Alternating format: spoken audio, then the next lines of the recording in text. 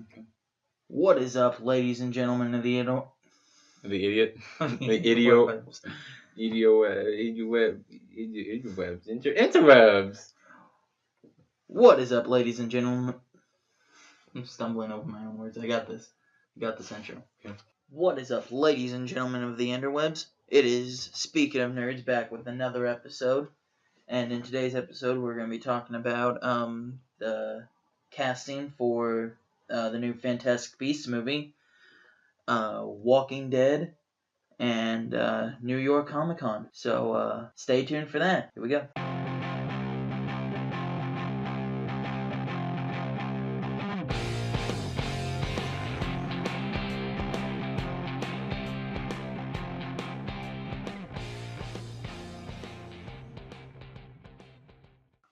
Alright, ladies and gentlemen, thank you for tuning in to this week's episode of Speaking of Nerds. It's your boy Brady here with the Rick to my Daryl, Mr. Adam. Yep. I'm going to do an intro, say hi. I mean, you already introduced me. You should say hi to the people. Hi to the people. Alright, well, this past week we went to see the Blade Runner 2049, and be sure to check out our video talking about our review for that. First thing on our agenda would be with the new Fantastic Beasts movie. They have released a different casting for new characters. They've updated the casting. They've updated the casting list for some of the new characters in the movie. The first one was Nicholas Flamel, which is a very big release for those of you who follow Harry Potter and read the books or paid attention to the movies. Nicholas Flamel will be portrayed by Brontis Jodorowsky. And for those of you who don't know, Nicholas Flamel is the creator of the Sorcerer's Stone, or the Philosopher's Stone, for those of you across the pond and read the book and didn't watch the movie. Derek Riddle will play Torquil Travers, and Poppy Corby Tooch will play Rosier, or probably Rosier, is probably how it's pronounced. It looks French. I'm not French.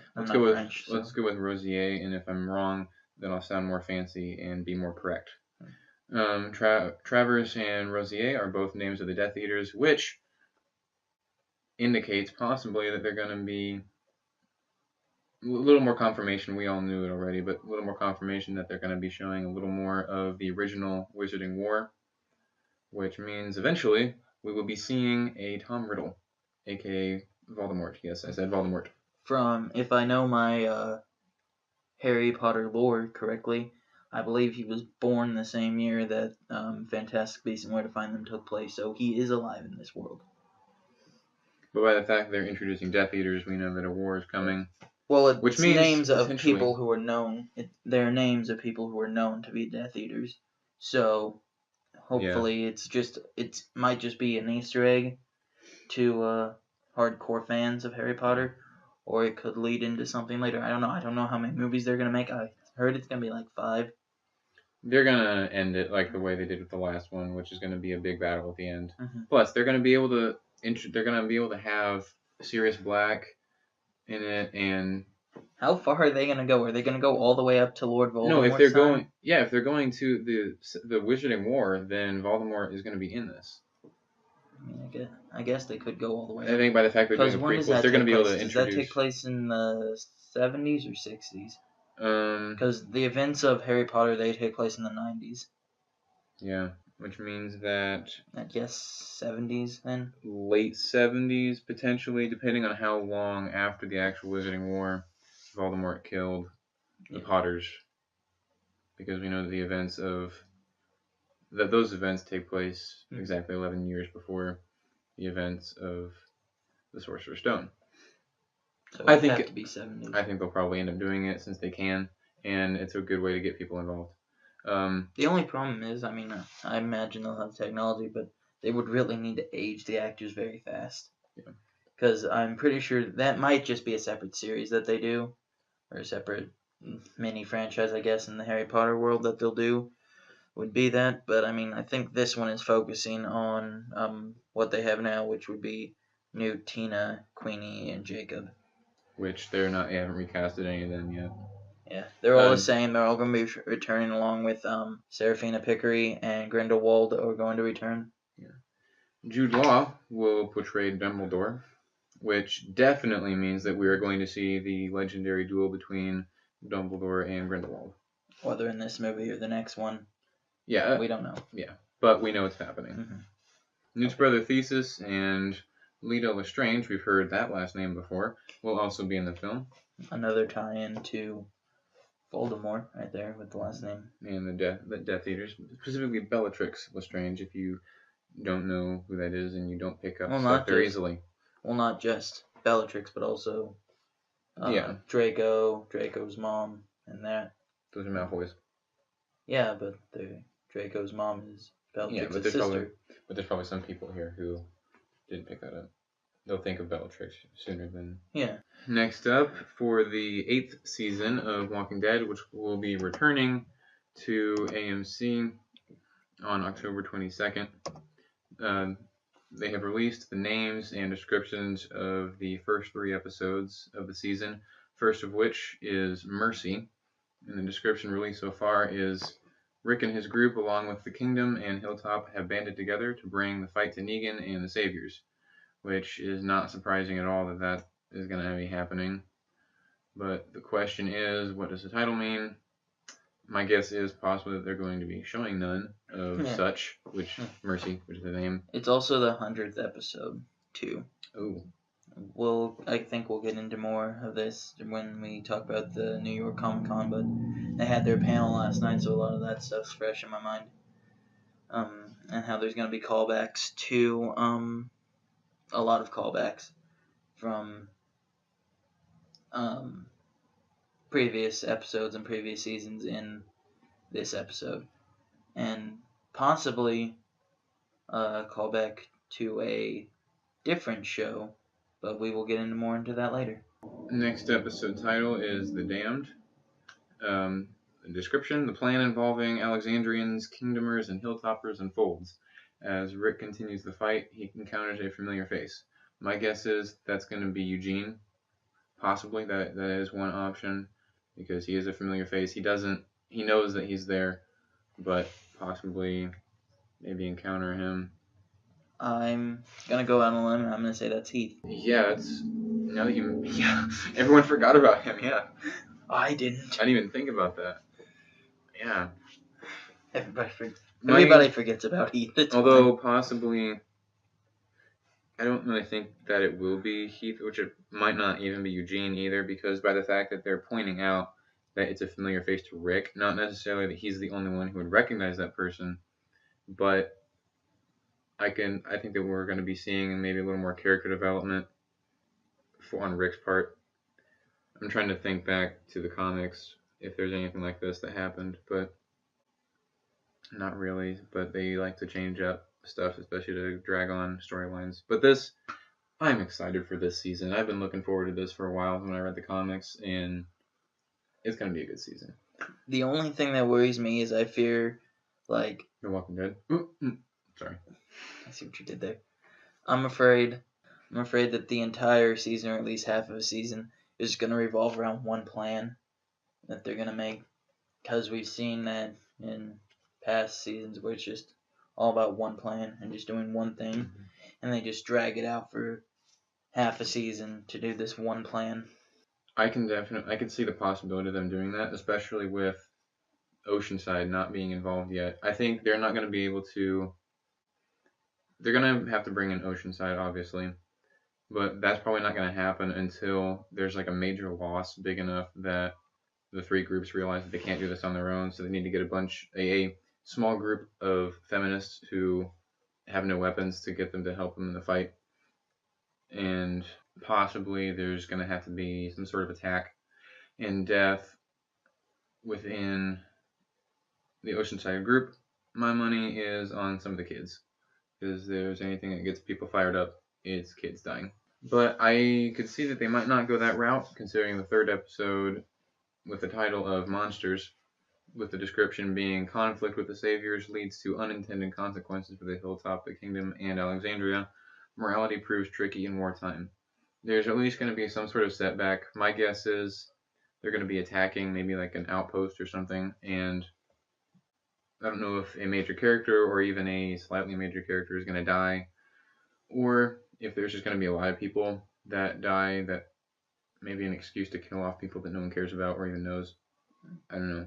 I could see what you're talking about, though, with children or something, like they're taking out an outpost and then there's just a bunch of children in there. It's like, what do we do now? We probably just killed all their parents. Morality proves tricky in wartime. Mm-hmm. And it also will lead to unintended consequences. Actually, you know what I bet it might be is there's going to be something, there's going to be an attack, maybe just on an outpost, that Dwight has said maybe some information about, and something goes wrong, and either the attack completely fails or at least gets held off for a while. And then part of the morality may be just trusting Dwight and possibly shaking faith in Rick for trusting this guy. I don't know. Many questions that we're going to be asking is who is going to bite the dust this season? My picks are Eugene, Negan, Shiva, Aaron, and Rosita. Shiva, because stories aren't interesting if the good guys are even or stronger than the bad guys. And I feel like Shiva provides in big addition to our heroes, and they need to get cut down in size a little bit. Plus she's a pet, and the pet always dies. Yeah. So. Plus, we all love Shiva. Yeah. Aaron's probably gonna die. I can see that happening just because he's a character that's just kind of there, and some people like him, some find him boring, so might as well kill him off. Negan's gonna die probably at the end of this season because he's the big baddie, and big baddies tend to die, especially when they make people very angry. And either Eugene's gonna die or Rosita's gonna die.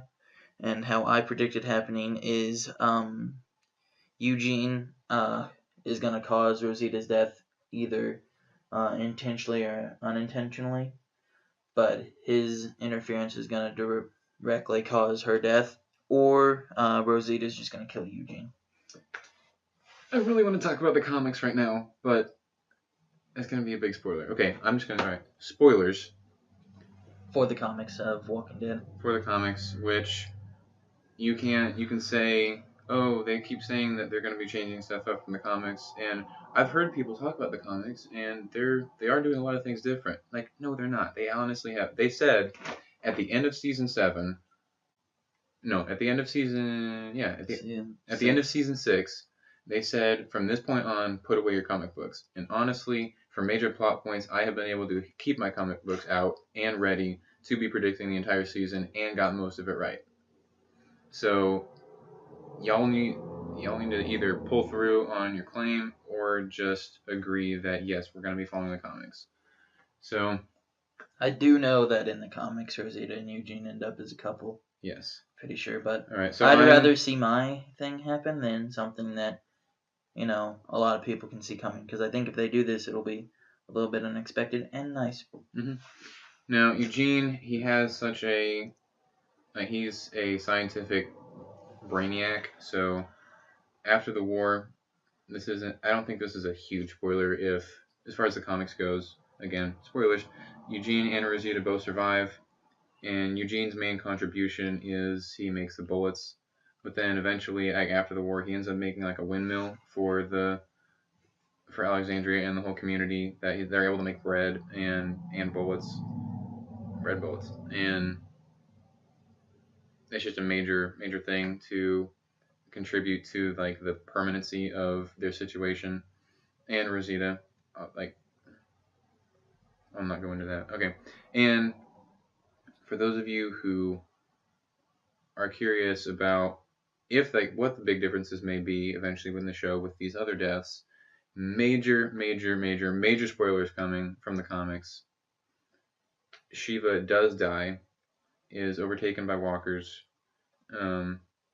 Aaron is honestly a little not really important. He's in the comics, yeah. He is kind of unimportant. He does survive the war, but he's not a terribly critical character, so I could potentially see them killing him off and Aaron's gonna die, and kind of having that Eric. Aaron's gonna die, and then Jesus is gonna sweep in and take Eric. Actually, it's the other way around. There's Honestly, only like 2 gay characters, or there's 3 gay characters. there are, and in the Gay male actually in the characters. comics, Aaron's So partner, Eric, does die, and then so they're either gonna do that or they're gonna switch it up and kill Aaron off. I mean, they got But like 3 gay male characters, so they kind of. now in the comics, again, do not. I cannot repeat it enough. Do not listen to the next 2 minutes of this just for safety. We'll put some markers in there somewhere. Yeah, I'll put a marker. And we'll put a little sign up there that says spoilers. And if you don't want to hear the spoilers, then just skip past where it says spoilers. If you do not want to hear spoilers from the comic and possibly this season or next season of The Walking Dead, do not listen to this. Negan does not die. There is Rick manipulates him. He has him off guard in the final battle at the hilltop, and he cuts him down, but he makes sure that he survives, and he has him captured, and then he plays a big part in the villains of the next storyline after that. So I think everyone wants to see Negan die. I wanted to see Negan die, but I thought it was such a cool idea that he kept him alive until they kind of brought out the Whisperers. I'm not a huge fan of this story arc right now, as far as the villains go. And who do you think gonna bite the dust this season? Okay, spoilers are over. In case you're getting to this area and you skipped ahead, spoilers are over at this point. My opinion, after reading the comics, as to who is going to die. Without giving spoilers. Yeah. Who do you think, as someone, let's say you put away what you know, comics-wise, and just go by what you've seen off the TV show? I think we can, from both sides, I think we can assume that Negan's right-hand man, I can't think of his name. Dwight's not his right-hand man anymore, is it? No, the guy with the handlebar mustache. Oh, yeah. I can't think of his name. He played the guy in Grand Theft Auto. Yeah. We all know who we're talking about, so we can move on. But I think he's gonna die. I'm following the actor on Twitter. I can't think of his character's name. Here. Yeah. So I could see him possibly dying. Potentially, I could see Ezekiel's axe-wielding right-hand man dying, just because he's a tubby, lovable guy, and I could see them killing him off. They already killed off that Joey. I'm curious whether or not they might end up killing Morgan or Carol, because their storyline, their plots are always up in the air at this point, because at this point in the comics, both of their characters are dead, and there's not really a character that they're parallel to. Like, Michonne is parallel to Andrea, therefore I don't think she's going to die anytime soon. But I'm curious whether or not they might kill one of them off. I could see them potentially killing off, of the two, I'd say Morgan might be a little more likely to die. I think that after the war, I don't think they're going to kill off Ezekiel, but I could see, like, after the war, Carol taking a big leadership position in the kingdom. And it's almost confirmed. Well, I guess it's not technically confirmed, but it's basically confirmed within the show that Maggie's going to take control of the hilltop. Oh, yeah. Because that's what happens in the comics, right? Mm-hmm. Gregory actually still survives the war, but then he dies later, after the story arc. They might kill off Enid, if you don't remember who Enid. Enid? No, it's Enid. It's Enid. Okay, Enid. She has almost replaced Sophia at this point. She's replaced Sophia at this point in the comics. But they've also established sort of a romance between Carl and her, but they don't really get into the romance. It's not sort of. They were holding hands and skating down the road. It's official. And they did kiss at one point. Yes. But they didn't really go into Carl kind of growing up and discovering sexuality in this post-apocalyptic world. They don't really go into that in the comics until after the war with Negan, but they have pushed forward the character development of Father Gabriel, because in the comics after the war he becomes more of the military gun-wielding guy that he is now. That doesn't happen until after the war with Negan. So I could see them pushing this a little bit farther forward as far as Carl growing up, but also his romance after the war is kind of critical to the storyline at that point. So you never know. moving on to our final topic. New York Comic Con is this weekend, and we are recording this as of Sunday, October 8th. I think I last checked around 12 if there was anything new, so if anything important happened after 12 o'clock, I'm sorry, but we record these things on Sundays. So last night they had the Walking Dead panel. They showed a little sneak peek of the clip, and what they showed, there's an article describing it on IGN, which I'll have links to in the description. Basically what they showed was Carl was like looking around, I think it was like an abandoned gas station, and he sees like a foot, and then he like creeps around a corner, and it fades to black, and it's supposed to be someone we know, I think. Wasn't very eventful, but which makes me wonder, because the biggest thing coming out of that panel, and maybe all of Comic-Con, because it's not like San Diego Comic-Con. I mean, we did get a new trailer for the Justice League, so there was that. But probably I still haven't watched the trailer for season 8 of Walking Dead because I hadn't caught up by the time it came out. I need to watch that. So probably the biggest thing being confirmation from Robert Kirkman himself that we're going to indeed get at least one character crossing over between Walking Dead and Fear the Walking Dead. He didn't say which way it's going to be. He didn't say if a Walking Dead character is going to be in Fear the Walking Dead or if a Fear the Walking Dead character is going to be in The Walking Dead. He didn't specify, but he just said we're going to have a crossover of at least one character. So what are your thoughts about that? Who do you want it to be, and which way do you want it to go? I haven't seen any of Fear the Walking Dead. I watched like maybe half of the first episode, and I got tied up in something and didn't finish it. I'm only one season behind, so I'm the most caught up out of all of us. Yeah. Last that I knew, we were stuck in Mexico, so if that helps you, then go ahead. Okay. I'll go ahead and give mine first. I could see, like, again, having not seen any of Fear the Walking Dead, I think that since the events of currently of Walking Dead are ahead of Fear the Walking Dead, that maybe they should have some sort of crossover afterwards. Maybe we should have a crossover of a Walking Dead character appearing in Fear the Walking Dead, because that won't affect the Walking Dead plot too much. Or if they want to, maybe pique the interest of Fear the Walking Dead fans, maybe have a character from Fear the Walking Dead appear in The Walking Dead, so they know that like that person is going to survive, and maybe like start picking off characters in Fear the Walking Dead, be like, oh, this is person's. Because that's one thing. What they can do is they can have a Fear the Walking Dead character appear, and do something or say something that indicates that there are, or at least were, more survivors from the show at that point. So maybe give like a specific number or something that keeps people guessing as to who that's going to be, and then occasionally reveal something else. If it's Fear the Walking Dead character coming on to the regular show, I'd want it to be Nick. That's the one, unless he's dead already. Like I said, season behind, so I don't know. But I'd like to see Nick, I guess. He's basically taken the plot hole that everybody has about why doesn't people rub their guts, the zombie guts, on themselves all the time. He's why.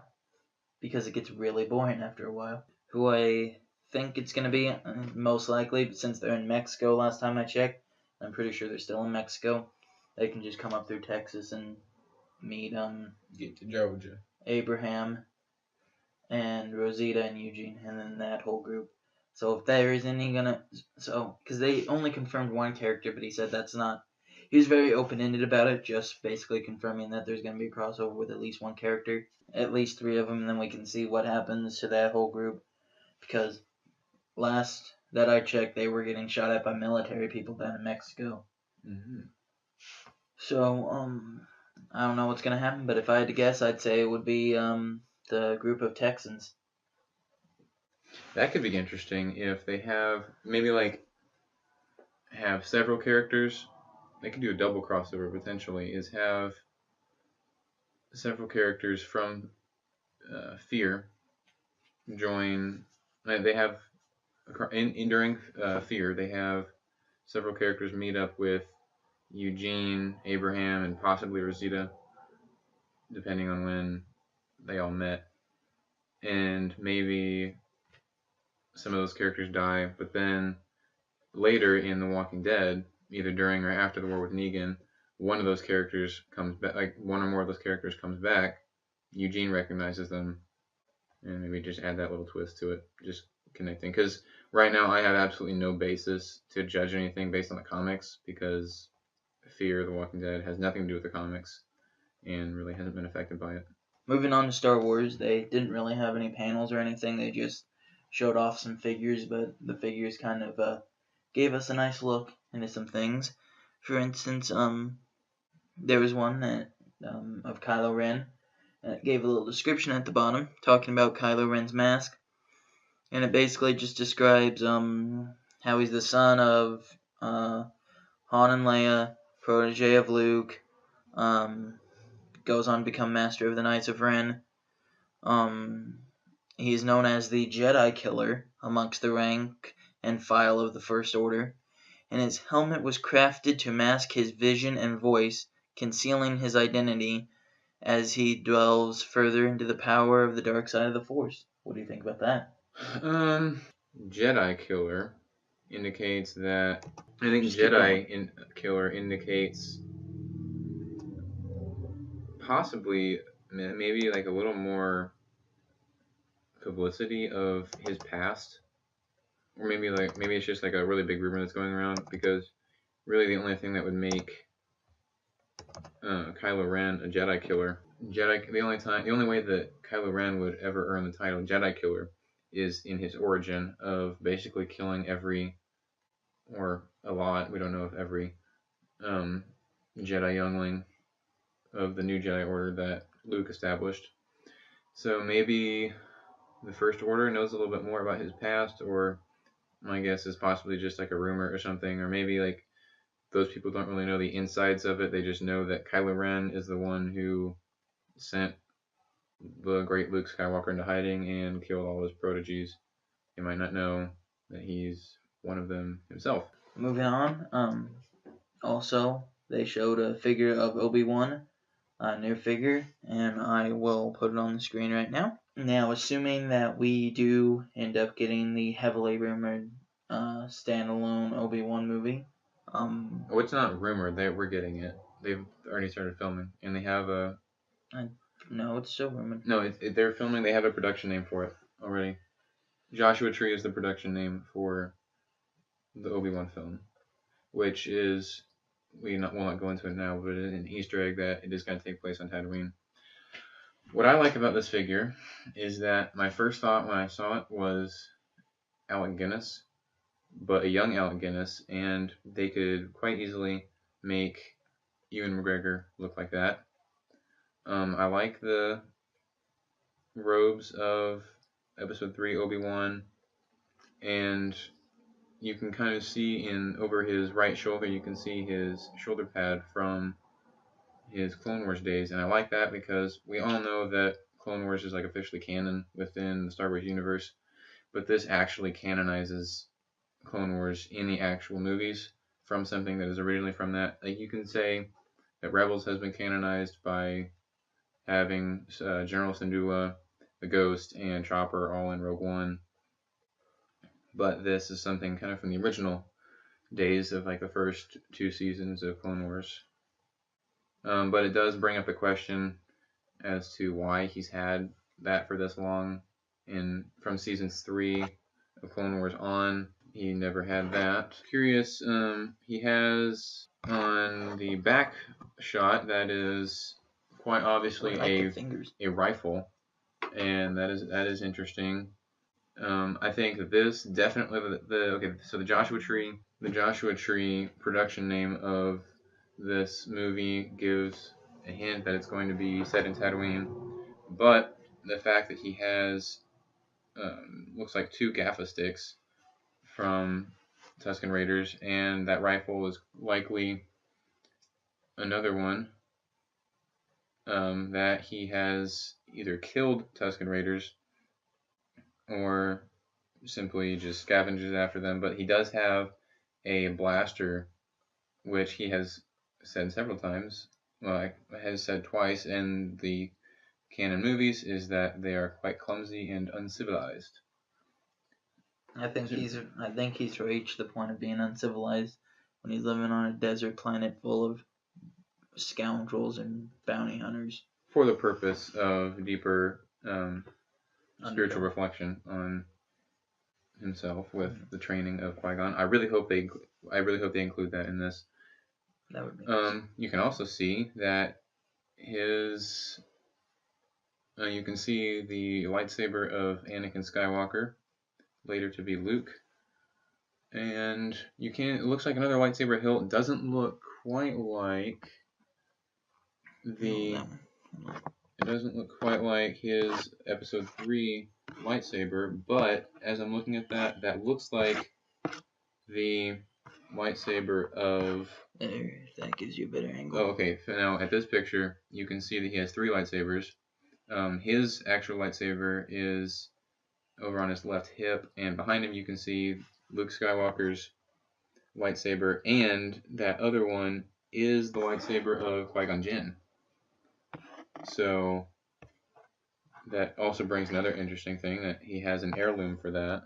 But yeah, this is assuming that this is what they would use for the movie. So I think that is a definite connection. I think possibly maybe what they're going to do is maybe through this spiritual force training that Obi-Wan is going to receive from Qui-Gon, is maybe he has to have some sort of talisman or some sort of object connected to Qui-Gon, which will be the lightsaber. Or maybe it's just an heirloom of the events of Episode 1, which I could definitely see him holding on to that, considering...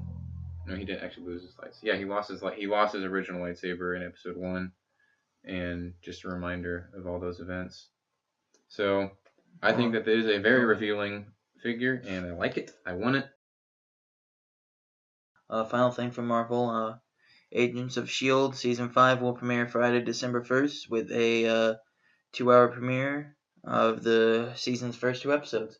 Alright, this week's fan question is, if you could recast any actor in the MCU, who would it be, and who would you replace them with? Mine is I would replace Robert Downey Jr. for Nicolas Cage, because I think that would be funny. And you can leave this planet right now. Thanks for watching this video. Be sure to like and subscribe to our channel, which is Speaking of Nerds. Also, be sure to like us on Facebook and follow us on Twitter, and